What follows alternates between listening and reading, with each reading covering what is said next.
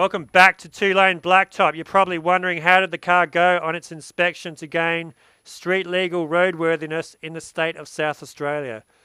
Well, by looking at the car, you can probably see it's void of number plates. There's the dead giveaway. It did not pass, despite having thousands of dollars spent on getting every single component on this car working as it did in 1988. The inspector, in all his wisdom, saw one component of the car and deemed it not fit for South Australian roads. And we'll get it up on the hoist here, and I'll show you exactly what he pointed out. So you can see the gold new metallic finish on these rear strut rods above the exhaust pipe here. They are straight out of the Eckler's parts catalogue, or Corvette America. They are brand new, that's true. The inspector decided it did not come with the car like that, therefore the car is not street legal, and they will have to be removed, and the car will have to go through another paid-for inspection. The government places a surcharge on having your car inspected in a country town to travel there to look at it.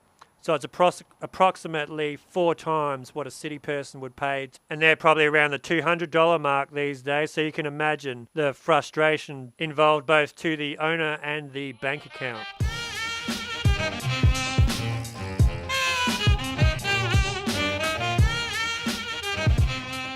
So finally, after sourcing vintage factory rear strut rods and putting them on, it has license plates, it is fully registered and legal, and we're going to take it for an initial spin to see how it drives. You can see we've got some Grand Sport style stripes on the front fender there, just for something different.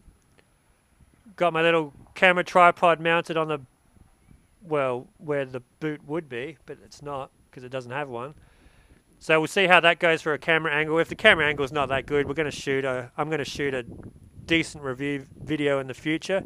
But for now, it's trial and error. We'll take it for a little spin down along the beach, see how it runs and drives. Because bear in mind, this car hasn't really been run and driven for further than a minute in who knows how many years. There could be some other gremlins to work out.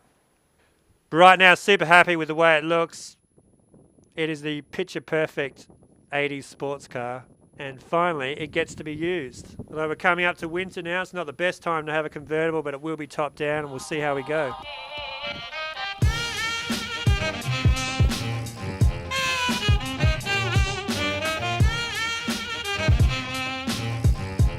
Right out.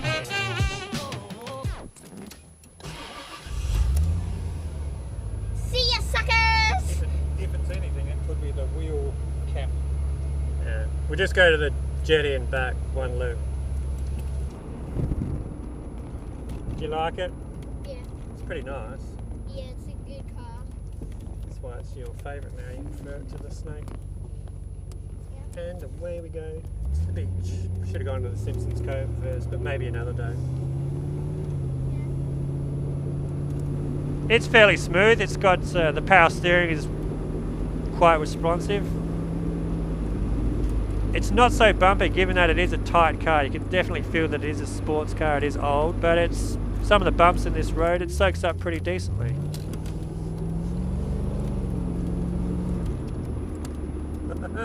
It's got some pickup.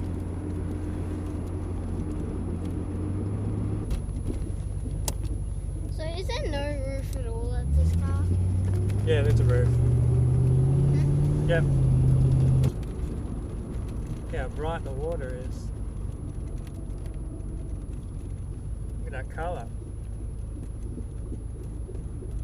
The top of the windscreen is pretty much just above my eye line. If I slouch a little bit, I'm fine, but you definitely wouldn't want to be over, say, 6'4" in this car.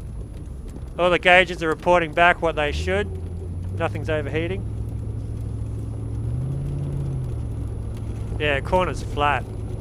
Flat and hard without having too much of a harsh ride. Little bit of a noise from the rear hub, but that can be sorted.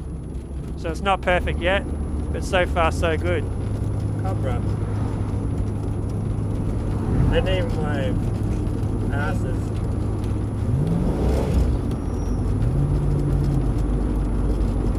I'll give it a bit here, we'll see how it picks up.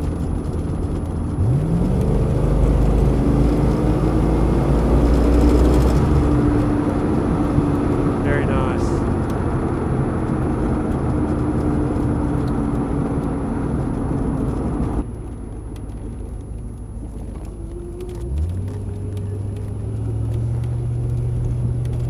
stay tuned for the next episode when we get the car picture perfect, and I'll do a decent ride and drive review, explain some of the features and the feelings of owning a C4 1988 Corvette in 2019.